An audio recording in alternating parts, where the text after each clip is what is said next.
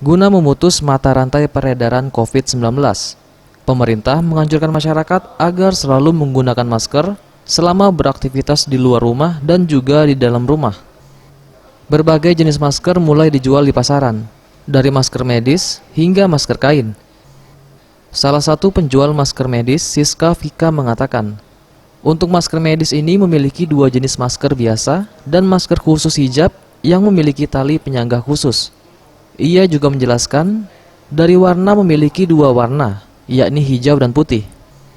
Dalam pemakaiannya, warna hijau berada di luar karena berfungsi sebagai penyaring udara dan kotoran. Jangan pernah mencuci masker ini, karena hanya dapat digunakan selama 1 hari.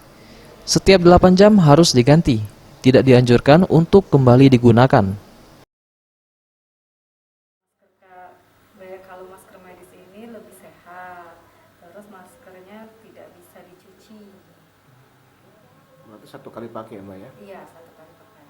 Itu cara pakainya gimana tuh, Mbak? Itu kan ada 2 warna, putih dan hijau. Hijaunya di depan, putihnya di dalam. Iya, kalau per hari diganti. Nggak bisa dicuci gitu, Mbak ya? Iya. Dirinya menambahkan tren penjualan masker medis ini juga terus mengalami peningkatan karena fungsinya cukup baik sesuai dengan standar kesehatan yang berlaku. 1 kotak masker medis ini dijual dengan harga Rp85.000. Dalam sehari setidaknya 10 kotak habis terjual. Untuk mencegah penyebaran COVID-19, ingat pesan ibu, dengan selalu terapkan 3M, memakai masker, mencuci tangan, dan menjaga jarak.